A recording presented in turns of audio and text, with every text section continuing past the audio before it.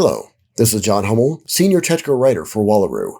Today, we'll be demonstrating how to set up your Kubernetes cloud environment for installing the Wallaroo Community version for the Google Cloud Platform, GCP. These instructions are up to date as of early 2022, so for those of you in the future, tell us all how Star Wars Episode 50 turned out. A current version of these instructions are stored on the Wallaroo documentation site at docs.wallaroo.ai.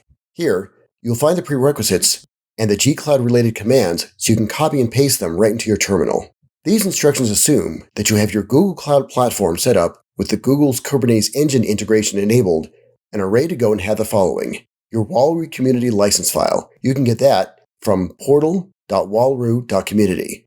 Follow the instructions on the Wallaroo documentation site if you need additional assistance. Install the gcloud command line program, and you've connected it to your GCP account. Install kubectl and COTS on your local system while you'll be performing the installation. These two are used to manage our Kubernetes nodes and install Wallaroo Community. Wallaroo Community requires each node have at least 8 cores with 16 GB of RAM. The Kubernetes device driver must be Containerd, which is enabled by default in the GKE environments. The complete details are on the documentation site. The Wallaroo documentation site includes a handy bash script that you can use and modify to quickly set up your environment. We'll be running through the same steps as in that script right here. The first step is going to be setting up the different variables. For example, the cluster name, in this case, Wallaroo docs -. You also need to set up the GCP region, the node location, network name, subnetwork name, and the GCP machine type. In this case, E2-standard-8. This will give us the necessary cores and RAM per node. The last part is cluster size equals 4. This will give us a cluster that will have a total of 32 cores, which is the maximum allowed for Wallaroo Community. Once that's done, we can now start. The first thing we're going to do is create our network with the gcloud compute networks create command. We're using the variable here, so replace that variable with whatever your organization's name will be for that Google Cloud Platform network. Once that's done, now we can create the cluster. The command is long, but it's rather simple. gcloud container clusters create, the name of the cluster. We then set the region, the node locations, the machine type, the number of nodes, in this case 4, the network name, and the create subnetwork command. All of these were referenced in the variables that were displayed earlier. The last two commands are going to set up the enable IP alias so we can connect to it, and the cluster version, in this case, Kubernetes 1.22, which is required for Wallaroo Community. Now we just let it run. We're going to speed up the video so we don't have to sit here all day and wait for it, but this may take anywhere from 5 to 15 minutes depending on your connection and how you're setting things up.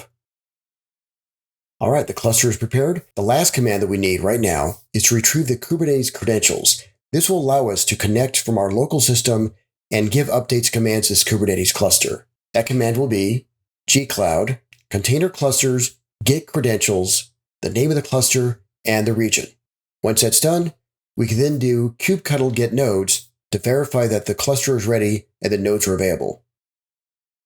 If that's all ready, we can proceed to installing Wallaroo Community. With that done, now we can install Wallaroo Community into our Kubernetes environment. We start by creating a namespace where Wallaroo Community is installed to. Kubectl create namespace Wallaroo. Now we can install Wallaroo Community with the command kubectl COTS install Wallaroo /ce --namespace Wallaroo. During this process, the necessary containers are being downloaded into your Kubernetes environment, services started, and general awesome being applied. You'll be prompted for the default administrative password. Supply that, and the installation will be nearly complete. Once finished, you'll be able to access the Wallaroo administrative dashboard through the default address http://localhost:8800. Open your browser and access that URL. First thing to do is log in with the new password, then provide your Wallaroo Community license file. Next, you'll notice several configuration options that we'll skip here, though you should note the DNS address that has been supplied by Wallaroo. This is how you'll access the Wallaroo Community dashboard later. Scroll down and select Continue. Wallaroo Community will now perform a pre-flight check, making sure your Kubernetes environment is ready. And that's it. There may be some more background processes, but when your cluster is ready, you can access your Wallaroo Community dashboard and get to work. Time to access our new Wallaroo dashboard.